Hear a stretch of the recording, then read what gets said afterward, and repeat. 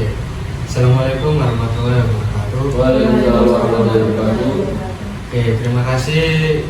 Selamat pagi Bapak-bapak dan Ibu-ibu. Pagi. Terima kasih sudah menyempatkan pada kali ini waktunya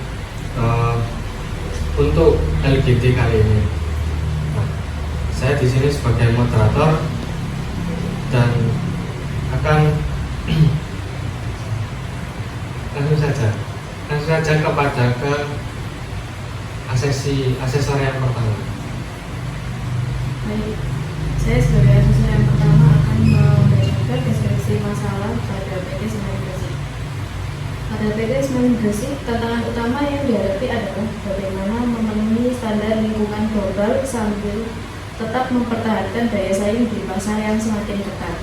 Meskipun perusahaan telah berupaya untuk menerapkan praktik ramah lingkungan, masih ada kesulitan dalam mengintegrasikan teknologi hijau yang memadai tanpa meningkatkan biaya produksi secara signifikan.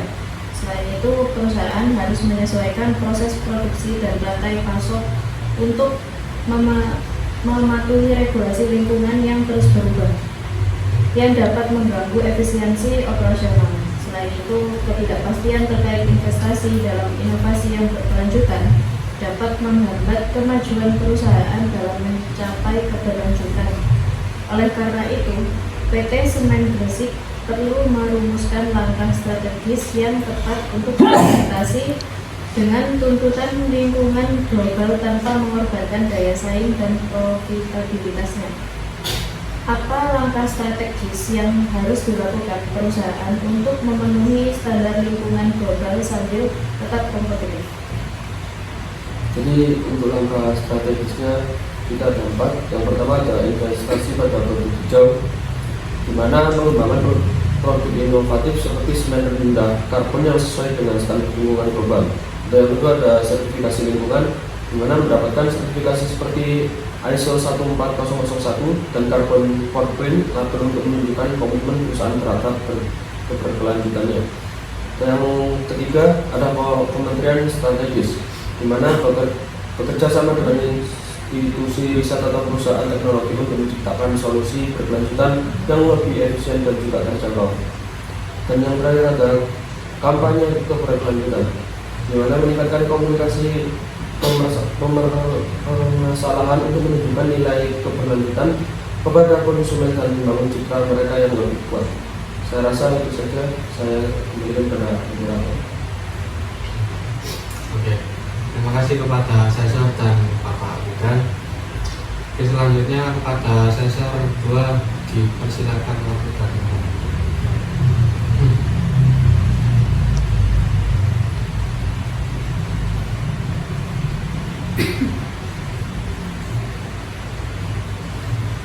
Baik Mas, langsung saja. Di sini ada persaingan di dalam industri semen semakin ketat kan, baik di tingkat domestik maupun global. Permainan baru dengan teknologi canggih masuk ke pasar, sementara pasar ekspor menghadapi hambatan regulasi dan tarif yang mengikat. Strategi apa yang dapat diterapkan PT Semen Gresik untuk tetap kompetitif dalam menghadapi pemain baru? Strategi yang dapat diterapkan PT Semen Gresik itu yang pertama diversifikasi produk, mengembangkan varian produk yang lebih sesuai dengan kebutuhan pasar, seperti semen dengan spesifikasi khusus untuk proyek infrastruktur yang paling besar. Yang kedua, efisien biaya produksi, mengoptimalkan rantai pasok dan menggunakan bahan baku alternatif untuk menekankan biaya tanpa mengurangi kualitas. Yang ketiga, penguatan merek, meningkatkan brand awareness melalui kampanye pemasaran yang menonjolkan keunggulan produk dan komitmen perusahaan terhadap keberlanjutan. Yang keempat, inovasi layanan, menyediakan layanan-layanan tambahan seperti konsultasi teknis bagi pelanggan untuk menciptakan nilai tambahan dibandingkan kompetitor.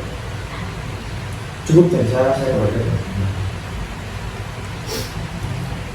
Ya, terima kasih kepada sensor kedua dan Bapak Adit. Selanjutnya pada sensor ketiga waktu dan tempat dipersilakan.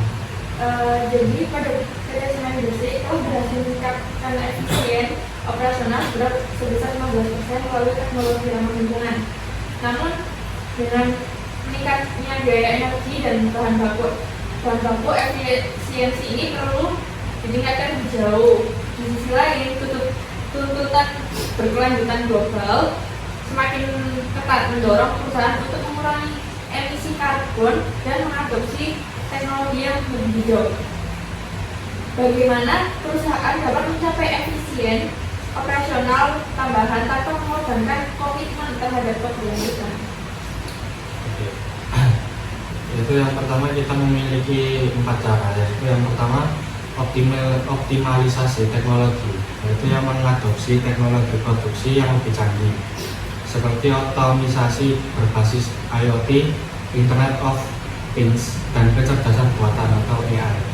Nah, untuk meningkatkan produktivitas dan mengurangi pemborosan energi serta material. Lalu yang kedua, kita memiliki pengelolaan energi terbarukan, yaitu memanfaatkan sumber energi terbarukan seperti solar atau biomasa dalam proses produksi untuk mengurangi ketergantungan pada bahan bakar fosil. Yang ketiga, kita memiliki inisiatif pengelolaan limbah, mengintegrasikan sistem daur ulang limbah produksi menjadi bahan baku alternatif yang dapat digunakan kembali sehingga menekankan biaya dan dampak lingkungan. Dan yang terakhir, 4, kita digitalisasi operasional, implementasi sistem ERP atau Enterprise Resource Planning untuk mengintegrasikan dan mengoptimalkan seluruh proses bisnis sehingga meningkatkan efisiensi keseluruhan. Oke, lalu apa langkah strategis yang harus dilakukan perusahaan untuk memenuhi standar lingkungan global sambil tetap kompetitif? Kita juga memiliki 4 cara yang pada langkah strategis yang harus kita lakukan sebagai di semen ini.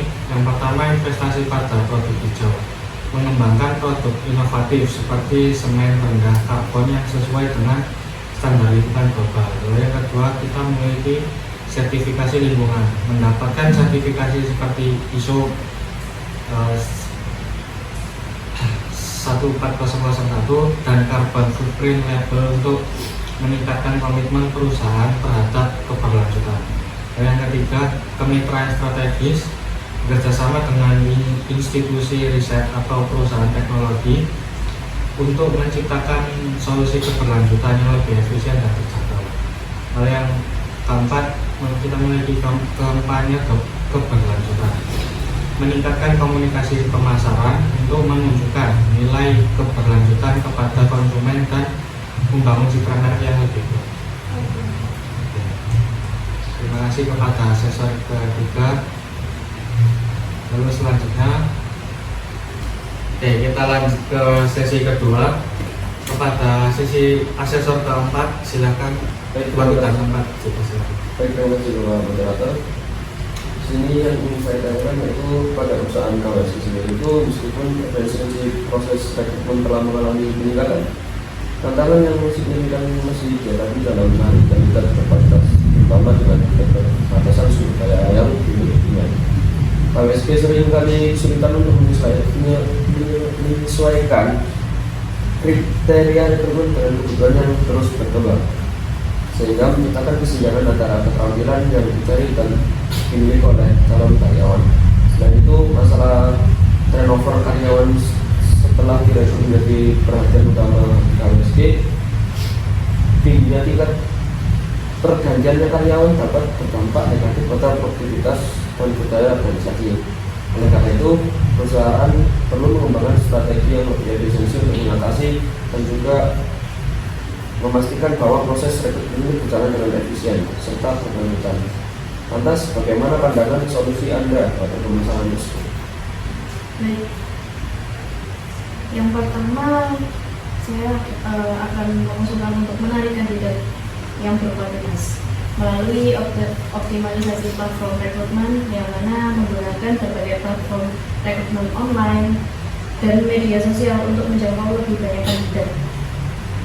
Mempertimbangkan untuk melakukan kampanye pemasaran yang menonjolkan keunggulan perusahaan.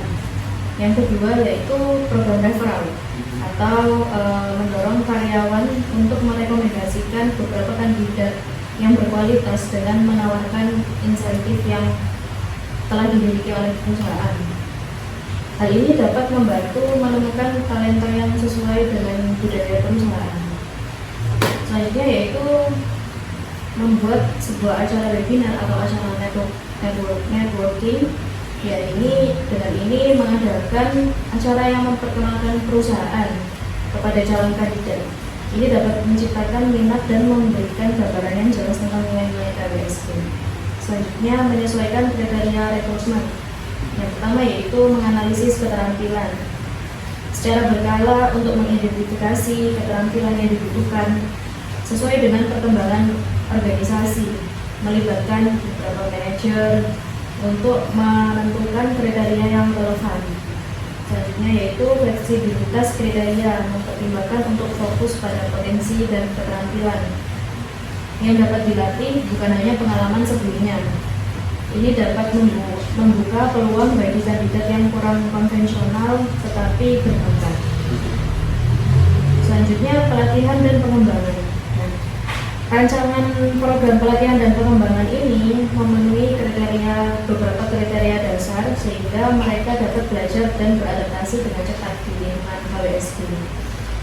Untuk mengurangi turnover karyawan, kami menyarankan untuk proses onboarding yang efektif, yang mana menciptakan program onboarding yang komprehensif untuk membantu karyawan untuk beradaptasi dengan budaya dan nilai-nilai perusahaan. Ini dapat meningkatkan kepuasan dan komitmen karyawan. Umpan balik secara berkala yaitu dengan melakukan sebuah survei kepuasan karyawan secara berkala untuk mengidentifikasi masalah-masalah yang mungkin menyebabkan turnover, sehingga kita bisa menindaklanjuti dengan perbaikan yang diperlukan. Selanjutnya kita bisa menawarkan sebuah pengembangan karir yang mana jalur jenjang karir ini diperjelas lagi supaya karyawan itu merasa memiliki kesempatan untuk berkembang dan bersaing, yang mana cenderung bisa membuat karyawan ini lebih loyal dan bertahan pada perusahaan.